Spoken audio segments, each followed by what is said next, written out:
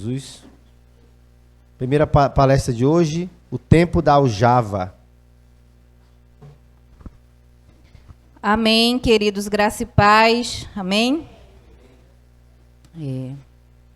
Nós aprendemos na primeira noite sobre o exemplo, amém? Que os pais têm que ser exemplo. Aprendemos também que temos que nos preocupar com as próximas gerações, levantar as próximas gerações, preparar hoje, amém? As próximas gerações que virão. E aprendemos ontem também sobre as memórias. E eu creio assim que esse seminário tem sido surpreendente. Amém? Diferente, né, gente? Diferente, é um assunto diferente, é um tema diferente. Não é o que nós estamos acostumados, mas é imprescindível, porque a família é a menina dos olhos de Deus. A família é a base de tudo. Se uma família for consolidada, ela será uma família abençoada. Amém? Por isso, nós precisamos ter essa preocupação. E o tempo da aljava, vamos lá. O texto é Salmos 127, versículo 4.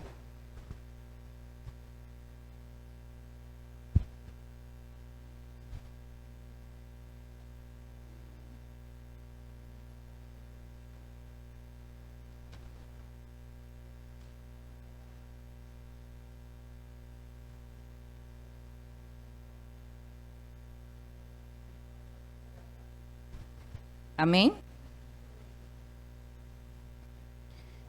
Diz assim: como flechas na mão do valente, assim são os filhos da mocidade. Verso 5. Bem-aventurado o homem que enche deles a sua aljava. Não serão confundidos quando falarem com seus inimigos à porta. Então, queridos, o tema desse seminário é como flechas.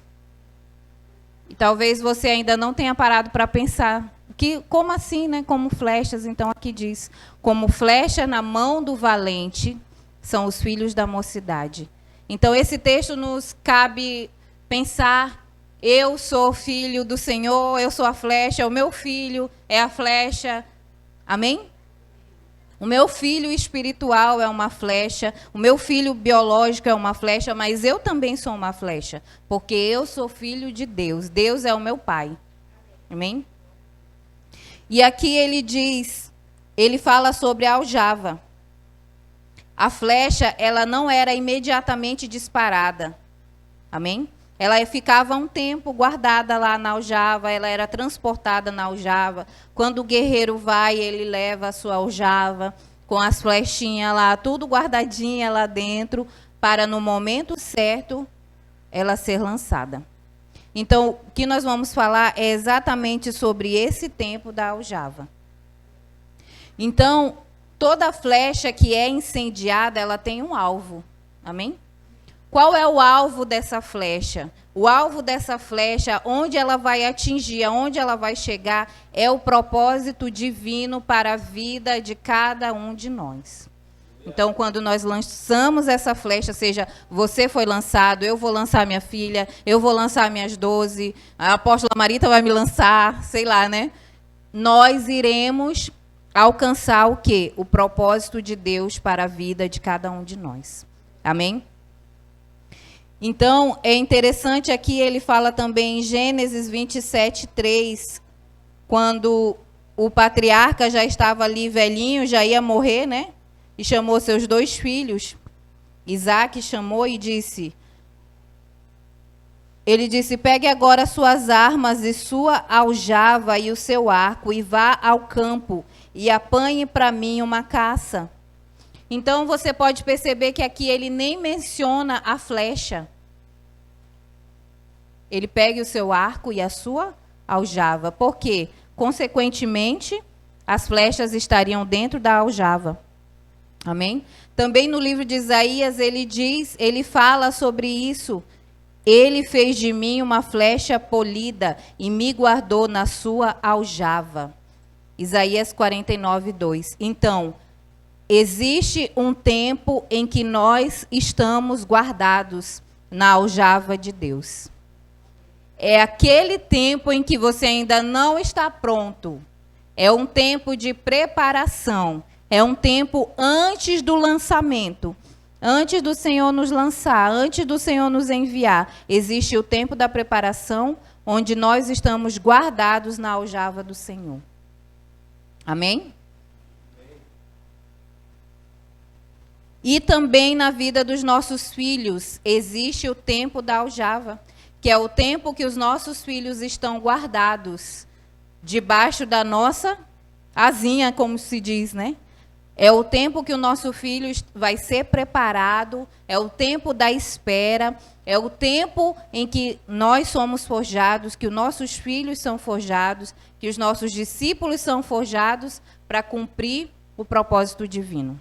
Diga para o seu irmão, você está entendendo, querido? Amém? Então, nós não somos apenas guardiões e cooperadores na vida dos nossos filhos, mas também do destino profético dos nossos filhos. No tempo da aljava, os pais estão orando pelo seu filho. Senhor, prepara o meu filho para o seu ministério. Meu Deus, que eles amadureçam nesse tempo que ele está debaixo do meu cuidado. Porque vai chegar um tempo que os nossos filhos serão enviados para cumprir o propósito de Deus. E nós não podemos ficar, ai não, vai não, meu filhinho, fica aqui com a mamãe. Não, tem dessa não. Ou ele fica com você e é só mais um, ou ele vai e será uma pessoa extraordinária na face dessa terra. Amém? Então, os pais, eles precisam entender esse tempo. Amém? Devem entender que o filho, ele vai precisar esperar, e o pai e a mãe também vão precisar esperar, e o pai e a mãe, eles vão precisar ter o entendimento do momento certo, o momento que o filho vai estar pronto, nem antes, nem depois.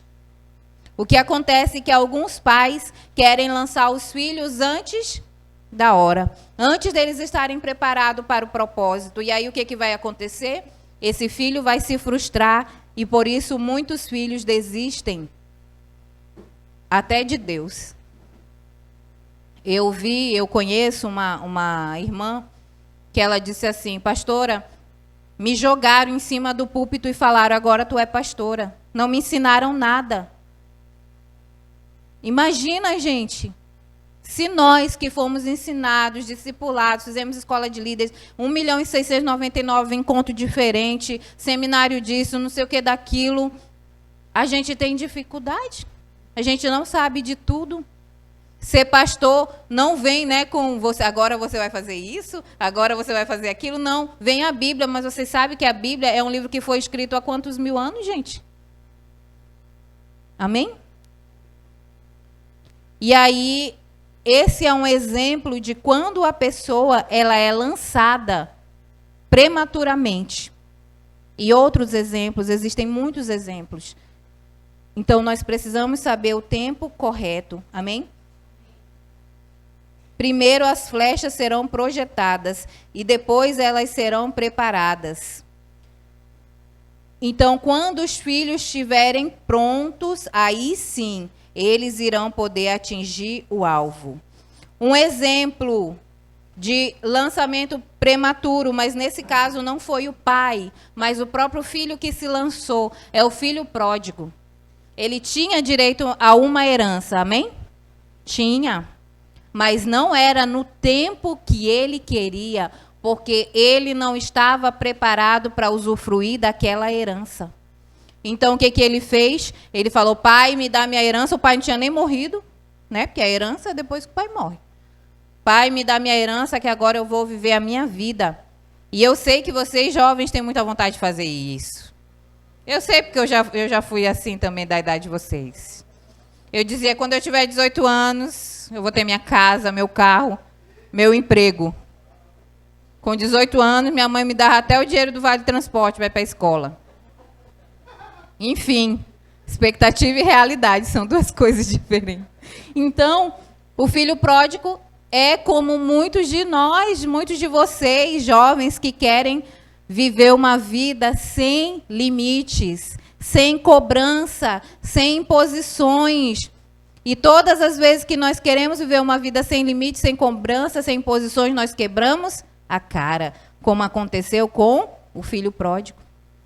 Ele foi lá, gastou tudo, se ferrou, a Bíblia diz, vivendo dissolutamente nos cabaré da vida, com certeza, gente. Né? Foi sim. Gastou tudo com mulher da vida, com bebedeira, com tudo que não presta. E aí não tinha dinheiro nem para comer. E não é que ele comia a comida dos porcos, não, gente. Ele tinha vontade de comer, mas ele não podia comer, porque não era dele, era dos porcos. Então, todas as vezes que nós queremos antecipar as coisas, não terá bênção, não será abençoado. Diga para o seu irmão, você está entendendo, querido? Amém. Então, os pais precisam ensinar para os filhos o tempo correto para todas as coisas. E os nossos filhos, eles ficam com raiva. Eles ficam zangados com a gente. Não está no tempo. Não, calma. Ainda não é o tempo, os filhos. Não entendem. Eles não entendem. Tá? E o que acontece com os filhos de hoje em dia, gente? Que não são discipulados. Porque tem muito líder que discipula os outros, mas não discipula seus filhos. Tá? E aí o que Deus vai cobrar primeiro de você é a sua casa. É a sua casa. É o primeiro que vai ser cobrado, é a sua casa. Tá? Então, os pais precisam ensinar para os filhos que existe um tempo certo para todas as coisas. E a Bíblia diz que tudo é formoso no tempo de Deus. Amém? Nem antes, nem depois. Por exemplo, tem pais que deixam os filhos dirigir antes da idade de ter uma habilitação. É errado. Isso o filho não vai aprender, que há um tempo certo para todas as coisas. Morar com alguém antes de casar, ter relação sexual antes do casamento, está tudo fora do tempo. Vai atrair maldição para a vida das pessoas. Gente, eu caminho com Deus há mais de 20 anos. Eu nunca vi um casal que come o lanche antes do recreio ser bem-sucedido, ser feliz. Pode até ser que um dia eles consigam, mas vão pagar um preço. Isso se forem firmes no Senhor Jesus, porque se não forem, vão ficar se lascando. E outra, muitos não chegam nem a casar. E para que eu vou casar se eu já tenho tudo que eu quero? Então, os filhos, eles ficam zangados quando nós queremos ensinar o tempo certo. Mas tudo que é feito no tempo certo vai estabelecer sobre a vida dos nossos filhos a bênção. Mas tudo que é feito fora do tempo vai atrair para a vida dos nossos filhos a maldição. Diga para o seu irmão, é forte, querido? Forte, amém? Olha, Eclesiastes 3:11. Deus fez tudo formoso no seu devido tempo. Amém? Então, queridos, se algo é vivido no tempo certo, será prazeroso, será completo, será eficaz. Mas se não for, vai ser só dor de cabeça. Muitos acham a espera algo difícil. Amém, é verdade. É difícil. Eu odeio esperar. Odeio. Vocês gostam de esperar? Não, é horrível. Esperar é horrível. Mas diga para o seu irmão, é necessário. É necessário. No tempo da espera, Deus está forjando o seu caráter para te dar o melhor. Mas o que acontece nessa geração? Essa geração troca o melhor por qualquer coisa. Deus não tem qualquer coisa para você. Deus tem o melhor para você. Agora, porque nós não queremos esperar, vem qualquer coisa, tu serve. E abrimos mão do melhor de Deus para ficar com qualquer coisa. Só para não ter que esperar. Quando chegar lá na frente, que a gente tiver velhinho, a gente vai olhar para trás. Eu podia ter esperado o tempo de Deus. Que hoje eu não estaria com esse abacaxi, arrastando essa cruz. Não é verdade, queridos? Então, fica ligado. Amém? Amém. Tá? Então, gente, a promessa de Deus, ela se manifesta na nossa vida. Não é apenas através da fé, mas da fé e da paciência.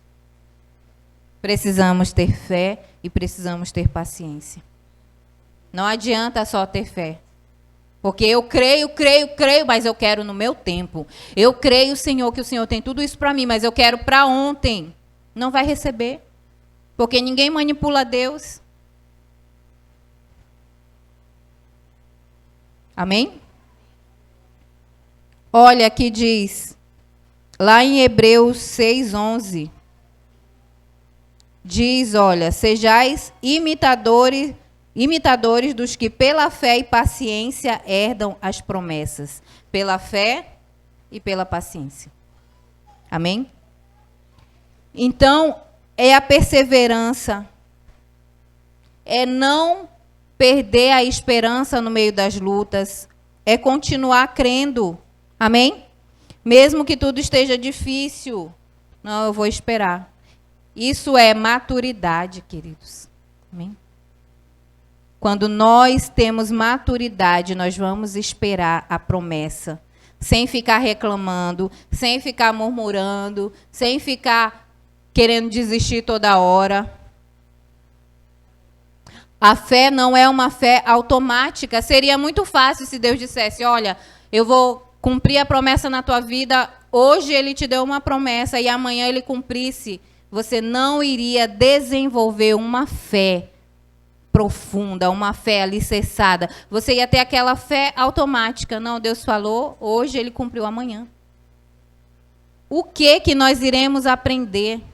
O que você iria aprender se Deus te prometesse hoje e cumprisse amanhã? Você não ia aprender nada, praticamente.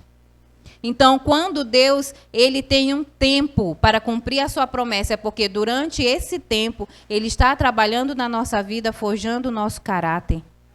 Amém? Porque não adianta você receber a promessa e você acabar com tudo em menos de um mês, porque você não estava preparado para receber aquilo. Não é verdade? Verdade. Quando Deus fez a promessa a Abraão, ele tinha 75 anos. Gênesis 12:4. Mas quando a promessa se cumpriu, ele já tinha 100 anos de idade. Ele passou 25 anos esperando. Fala para o seu irmão, 25 anos, querido. Agora tu acha que tu está esperando demais? Acha? Pensa bem aí. E olha que Abraão já tinha 75. E às vezes a gente tem 18, né? Ai, Senhor, está demorando demais. Às vezes a gente tem 30. Ai, Senhor, está demorando. Ai, Senhor, quando o Senhor me der a promessa, eu já vou estar velhinha, feinha, acabadinha, desbarrancadinha. A gente pensa. Mas não, minha filha, se Deus só for cumprir com 50, Ele vai te deixar linda até os 50 para te receber.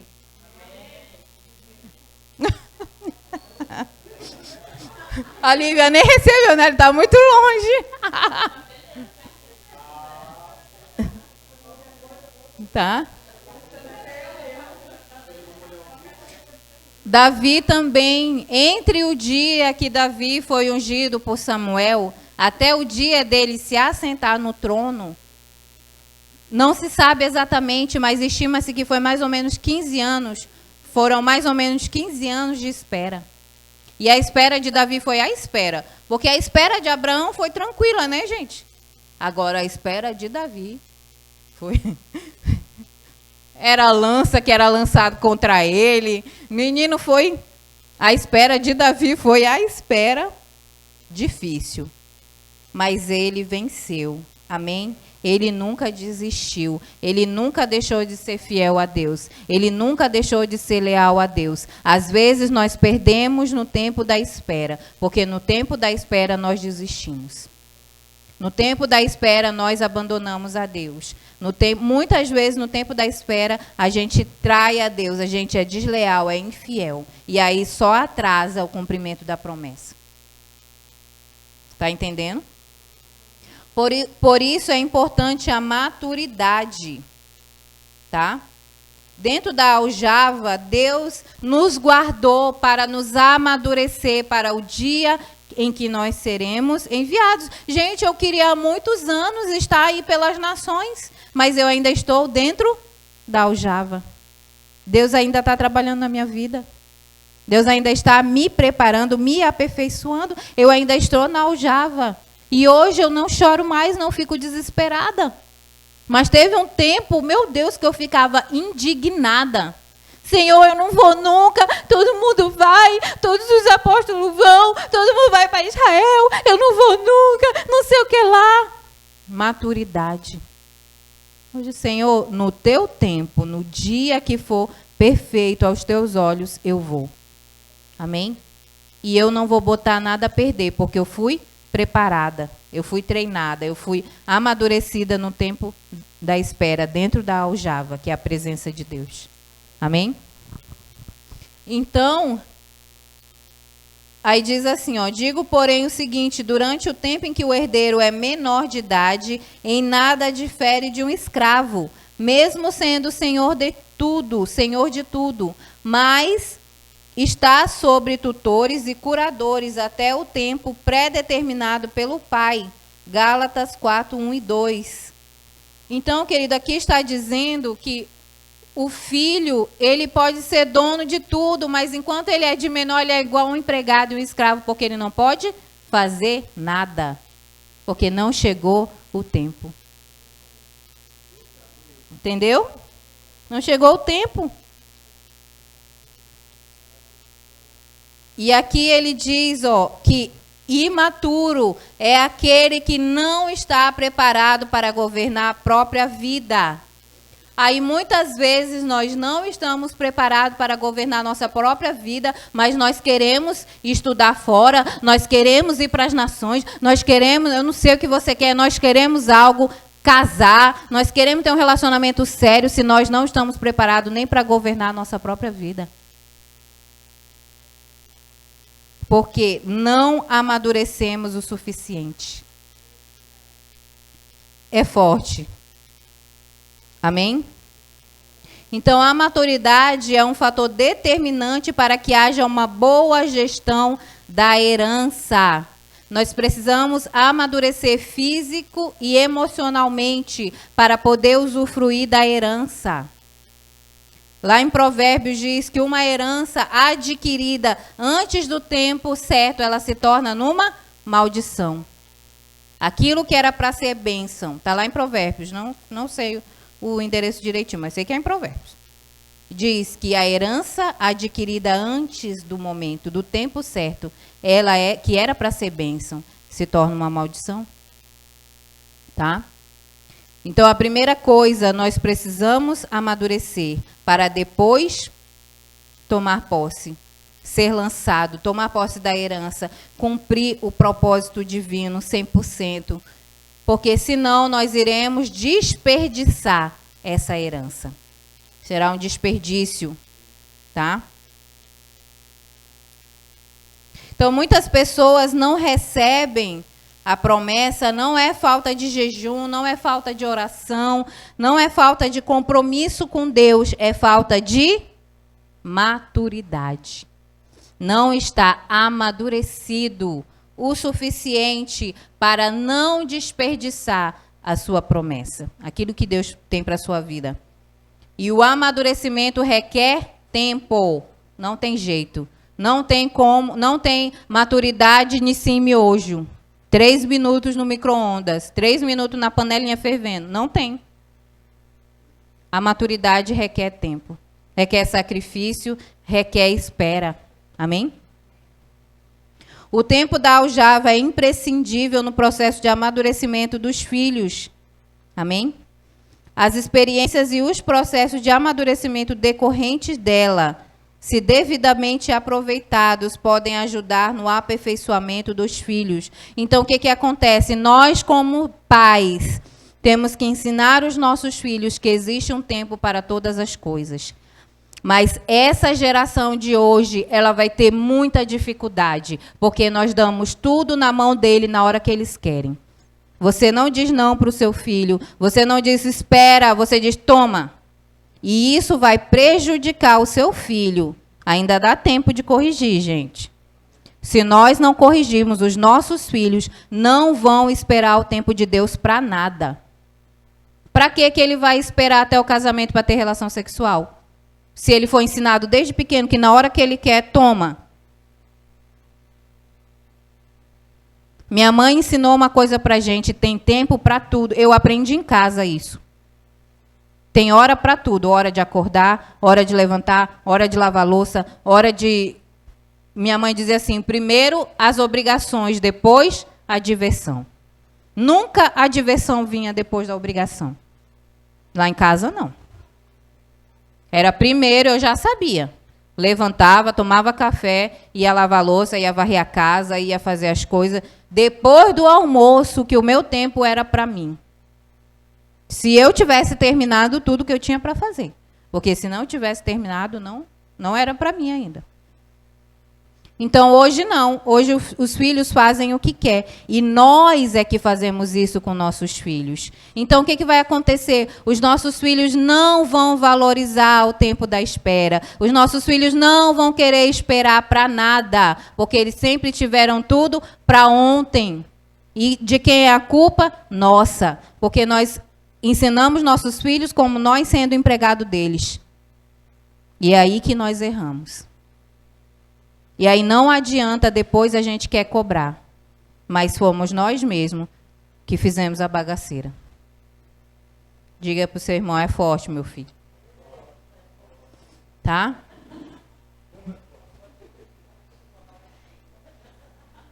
Então, gente... E tem algo que os pais precisam vigiar. Não devemos exigir dos nossos filhos maturidade antes da hora. Amém? E também não devemos nos omitir quando chegar o momento de cobrá-los. Existe um momento certo para tudo. Lá em casa era assim. Quando a gente era pequenininho, minha mãe não cobrava nada da gente. Mas a partir do momento que cresceu um pouquinho, eu chorava, gente, de preguiça para não lavar a louça. Eu apanhava. Eu apanhava porque eu ia lavar a louça chorando com preguiça. Mas com 11 anos, minha mãe saía para trabalhar e eu dava conta da casa, do almoço, arroz, feijão, só não deixava carne, que ela não deixava eu fazer a carne. Mas quando ela chegava a casa, estava encerada, o arroz e feijão estava pronto, estava tudo ok, só para ela fazer a mistura. Amém? Mas quando eu era pequenininha, minha mãe não me botava para fazer nada. Mas quando chegou o momento certo, agora você vai fazer. Amém? E tem pais que tratam os filhos como se fossem adultos. E ainda não é o momento. Encontramos base bíblica para duas afirmações. Olha, Paulo declarou, quando eu era menino, eu falava como menino, sentia como menino, pensava como menino. Quando cheguei a ser homem, desisti das coisas próprias de menino.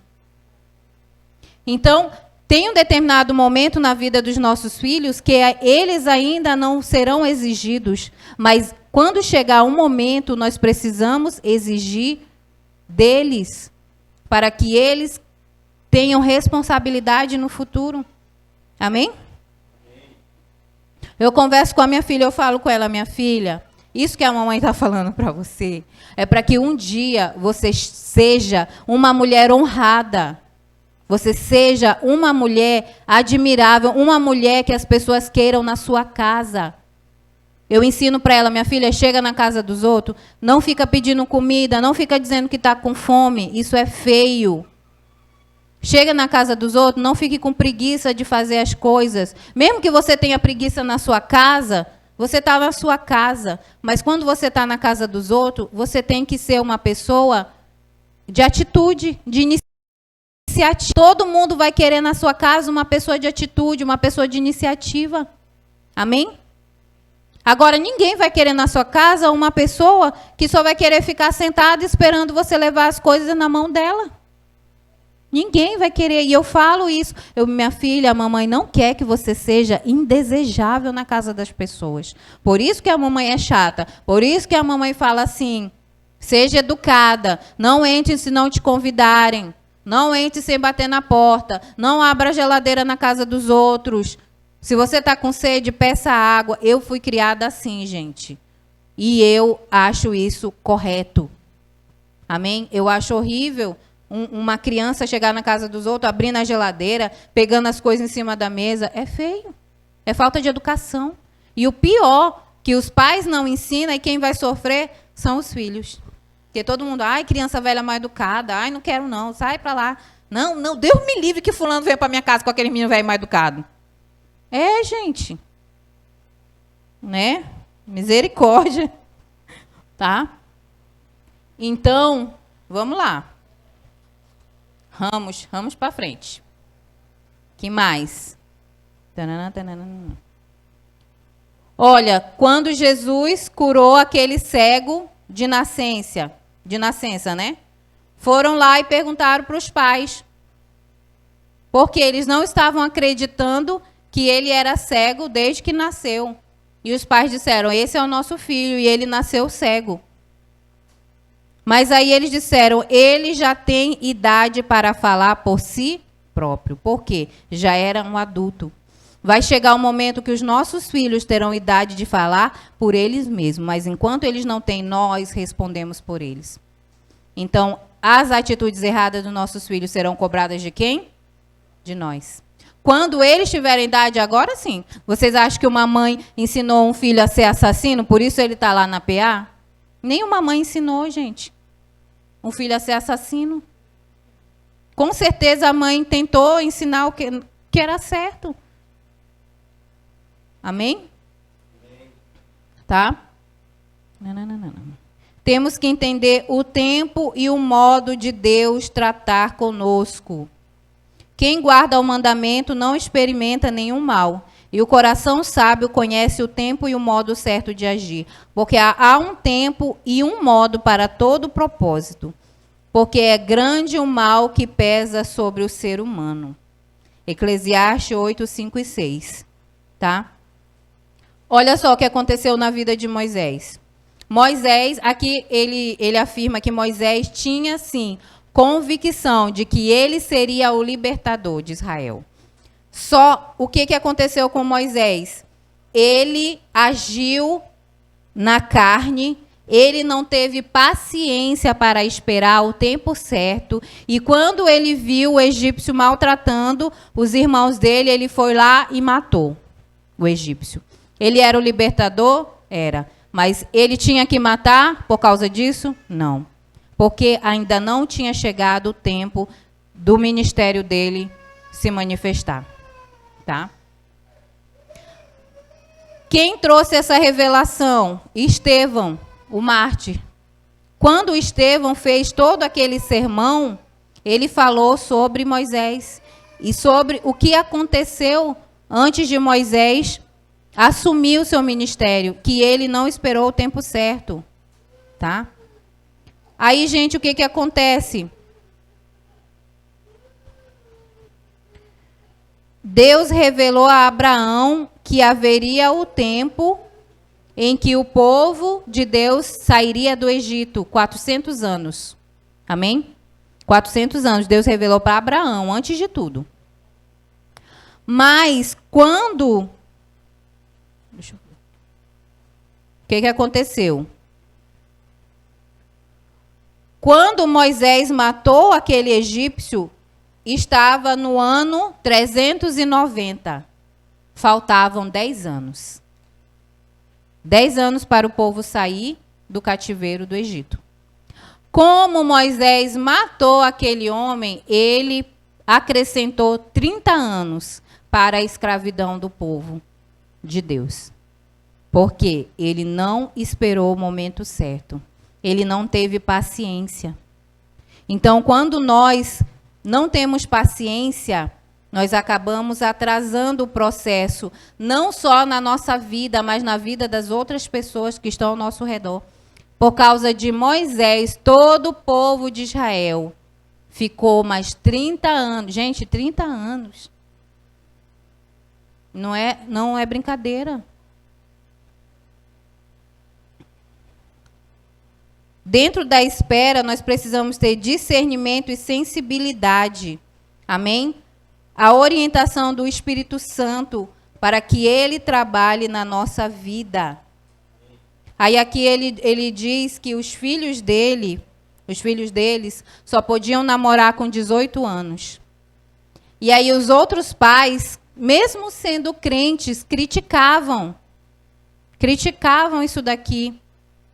Ah, por que você deixa seus filhos namorar só com 18 anos? Ele dizia, dentro da minha casa, nós obedecemos, porque entendemos que os filhos não têm maturidade, não têm condição espiritual, emocional de namorar antes desse período.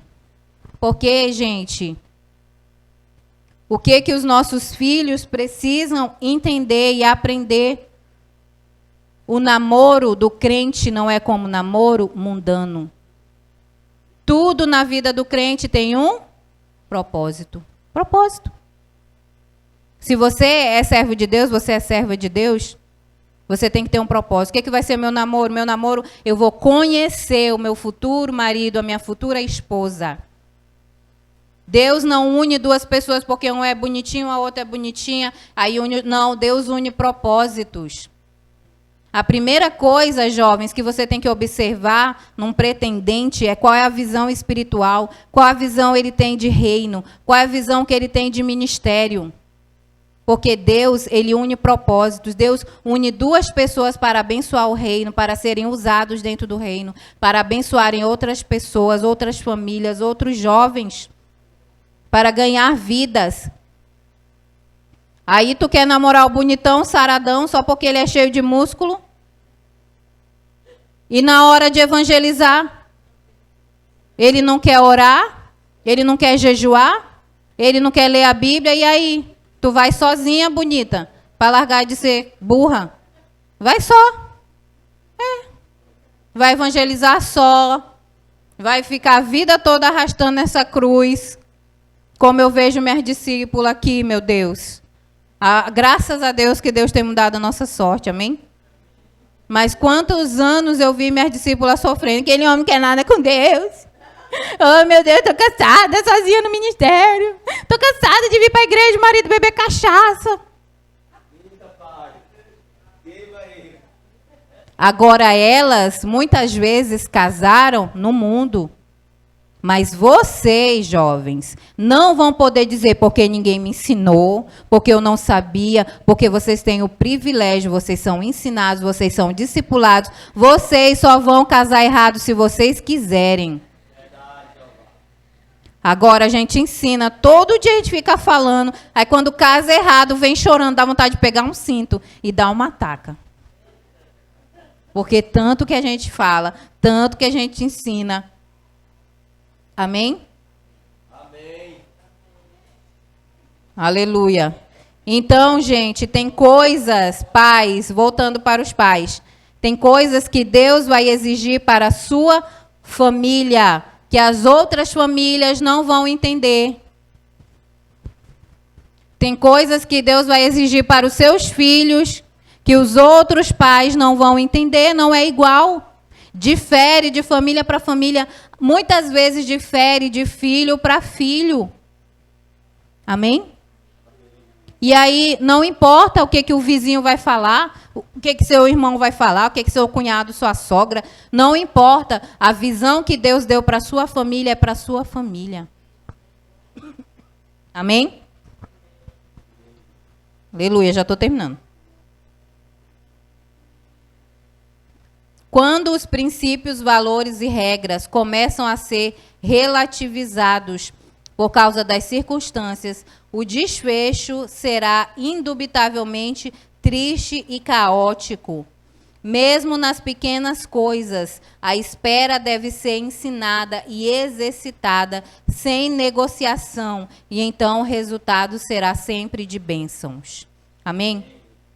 Não importa o quanto a espera esteja difícil, não importa o quanto seja agoniante, não importa o quanto você esteja sofrendo, o tempo da espera não pode ser negociado. Amém? Porque se ele for negociado no tempo do cumprimento, você não estará preparado para viver o melhor de Deus. Amém? E esse é um papel fundamental que os pais exercem sobre a vida dos filhos e que os discipuladores exercem sobre a vida dos discípulos. Porque se você está na igreja, você jovem, está na igreja, está na presença de Deus, e os seus pais não são crentes, quem vai te ensinar a respeito do tempo da espera são os discipuladores. Mas sabe o que acontece? Que tinha que ter mais gente aqui para ouvir isso agora. Mas não tem. Mas quem está vai ouvir. Amém? O que acontece? Os discípulos de hoje em dia, eu vou falar, não querem ouvir os discipuladores. Os jovens, estou falando, gente. Os jovens não querem obedecer os discipuladores. Não querem ouvir os discipuladores. O discipulador fala, não namora essa menina do mundo, né, gente? Não fica com esses contatinhos com gente que não tem a mesma fé que você.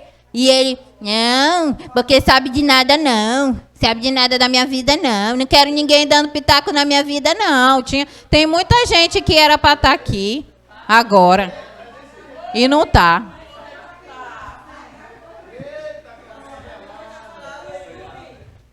Aí o discipulador, gente, quer ajudar o discípulo. O discípulo fica de tromba, fica de cara feia. Ah, não quero mais esse discipulador não, vou lá para a célula do fulano. Não quero mais. Porque querem um discipulador que fale isso mesmo, meu amor, você está certo. Você não precisa mudar, você não precisa renunciar, você não precisa lutar contra o pecado, você não precisa mais viver a cruz do Calvário, não, porque hoje o evangelho não tem mais cruz, tá, lindinho? Você vem para a célula, papai dá lanchinho para você, mamãe dá lanchinho para você ficar feliz. Errado. Essa visão aqui não é de conforto, é uma visão de confronto. Se você não quer ser confrontado, você está na visão errada. Né, Adriano? O Adriano levou umas lapadas esses dias de mim mesmo, nós ali na mesa ali, discipulando. Tchan, tchan, tchan. Gente, eu tenho um compromisso com a sua salvação. Tenho um compromisso com a sua transformação. Eu não tenho compromisso que você se sinta bem e vá para o inferno, não, gente. É melhor você se sentir mal e ir para o céu do que se sentindo bem e ir direto para o inferno. E da mesma maneira são os discipuladores. Quando o seu discipulador falar, não está na hora, você não está preparado, você vai dizer o quê? Amém. Eu vou orar, então. Amém? Vou orar. Obrigado, meu discipulador lindo, minha discipuladora linda. Eu vou orar. Amém? Porque eu digo para vocês uma coisa. Já terminei, tá, pastor? O seu discipulador e a sua discipuladora têm defeitos. Mas ele te ama. Ele quer o melhor para você. Nós não acertamos sempre.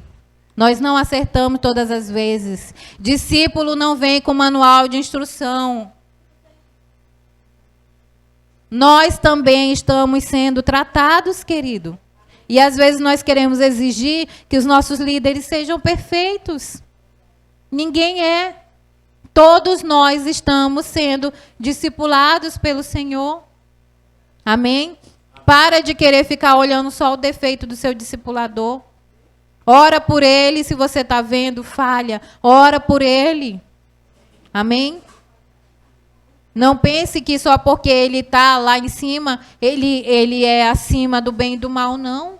Porque as mesmas fraquezas que você tem, nós temos. A mesma possibilidade de cair que você tem, nós temos. Só há um perfeito que é Deus. Amém?